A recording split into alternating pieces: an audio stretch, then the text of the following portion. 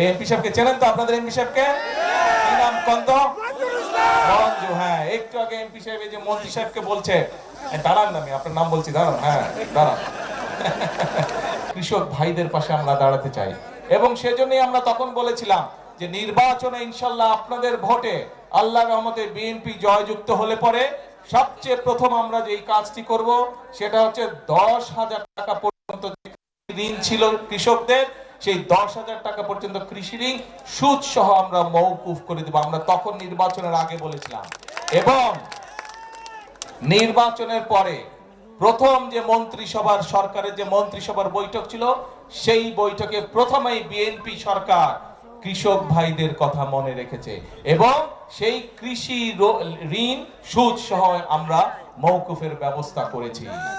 এখন প্রিয় ভাই বোনেরা, আজকে আমরা এখানে একত্রিত হয়েছে এই খাল কাটার। আপনারা নিজেরাই বলেন এই খাল কাটলে আপনাদের সকলের, বিশেষ করে যারা কৃষিকার্যের সাথে জড়িত, সেই কৃষিকার্যের সাথে জড়িত তাদের আপনাদের উপকার হবে, আপনাদের সকলের উপকার হবে। গ্রামের মানুষ খাল থাকলে, খালে পানি থাকলে কি কি উপকার হয় প্রত্যেকটি মানুষ আপনারা বুঝেন।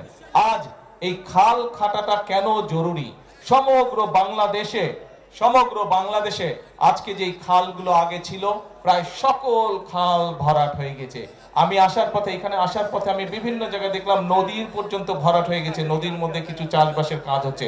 বহু খাল, ওই যে ছোট ছোট কালভার ব্রিজ যখন পার হয়ে আসলাম দেখলাম যে অনেকগুলো খাল প্রায় ভরাট হয়ে গিয়েছে। এই এলাকাতে যে খবর নিয়ে আমি জানলাম, এমনকি বর্ষার মৌসুমেও খরা হয়, অনেক জায়গায় পানি পাওয়া যায় না। ঠিক এই কথাটা কি ঠিক? বর্ষার মৌসুমে অনেক জায়গায় পানির সমস্যা হয়, সেখানে চাষবাস করা যায় না। কিন্তু আমরা এই বর্ষার পানিটাকে আমাদের কাজে ব্যবহার করতে চাই। আমরা কৃষক ভাইদের কাজে এই পানিটা ব্যবহার করতে চাই। আমরা এই পানিটা ব্যবহার করতে চাই এমন ভাবে যাতে সমগ্র এলাকার মানুষ উপকার পায়। সেজন্যই আমরা বাংলাদেশে আজকে ভাবে এখানে খাল খনন শুরু করলাম। সমগ্র বাংলাদেশে ইনশাআল্লাহ আগামী 5 বছরে আমরা প্রায় 20,000 কিলোমিটার খাল খনন করব, যাতে করে এই খাল খননের মাধ্যমে একদিকে আমরা বর্ষার সময় হঠাৎ করে উজান থেকে পানি চলে আসে, নদী খাল সব বন্ধ হয়ে যাওয়ার কারণে উজান থেকে যখন হঠাৎ করে পানি আসে তখন দেখি যে আমরা নদীর খাল বিলের আশেপাশে যে বাড়ি ঘরগুলো আছে মানুষজনের, সেগুলো ভেসে যায়, গরু ছাগল ভেসে যায়, মানুষের কাপড় জামা নষ্ট হয়ে যায়, ঘরের জিনিসপত্র নষ্ট হয়ে যায়, ঘর বাড়ি নষ্ট হয়ে যায়।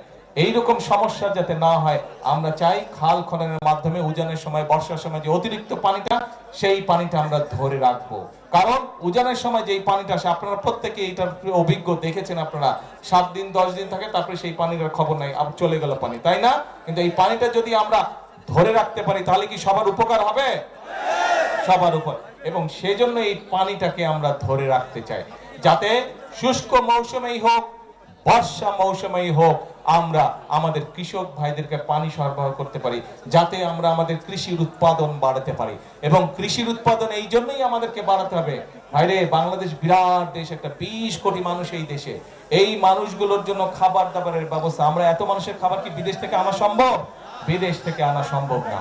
এই খাবার আমাদেরকে, মৌলিক খাবার দাবার, ধান, যেগুলো মৌলিক খাবার দাবার এই দেশে উৎপাদন করতে হবে। এবং আল্লাহর রহমতে আল্লাহ এই দেশের মাটিকে এত উর্বর করে দিয়েছেন যে আপনি যদি বীজটা পানি টানি দেন, মোটামুটি ভাবেই সে ফসল হওয়া ধরে। কাজেই আল্লাহর নেয়ামত এই পানিটাকে আমাদের সঠিক ভাবে ব্যবহার করতে হবে মানুষের উপকারে। এবং শুধু এই খাল না, তো খালের পাশে যে জায়গাটা হবে সেখানে আমরা প্রায় 7,000 ইনশাল্লাহ বৃক্ষরোপণ করব। এই বৃক্ষরোপণ করলে এটার পাশ দিয়ে মানুষ হাঁটতে যাবে। এই যে একটু আগে এমপি সাহেবকে চেনেন তো? আপনাদের এমপি সাহেবকে কি নাম কন্ত? মঞ্জু। হ্যাঁ, একটু আগে এমপি সাহেব এই যে মন্ত্রী সাহেবকে বলছে, দাঁড়ান না, আমি আপনার নাম বলছি, দাঁড়ান। হ্যাঁ দাঁড়ান। এই যে মন্ত্রী সাহেবকে বলছে, আমাদের এলজিআরডি মন্ত্রী সাহেবকে বলছে এখানে আপনাদের রাস্তা যাতে হয় এই খালের পাশ দিয়ে, ইনশাআল্লাহ খালের পাশ দিয়ে রাস্তা যাতে আপনাদের হাঁটা চলার জন্য সুবিধা হয়, এলাকার মানুষ যাতে সুন্দরভাবে হাঁটা চলা করতে পারে, এখান থেকে সামনে যেগুলো এলাকা আছে সেখানে যাতে আপনারা যেতে পারেন। কাজেই আমাদেরকে সারা দেশে আমরা এইভাবে খাল খনন কর্মসূচি শুরু করেছি আনুষ্ঠানিকভাবে। আজকে এই খাল খননের মাধ্যমে আমরা যেরকম পানির সমস্যার সমাধান করব, একইভাবে এই খাল খননের মাধ্যমে আমরা দুই পাশে ফলের গাছ লাগাবো, দুই পাশে যেগুলা মূল্যবান গাছ আছে সেগুলা লাগাবো, যাতে দেশের সম্পদ বৃদ্ধি হয়।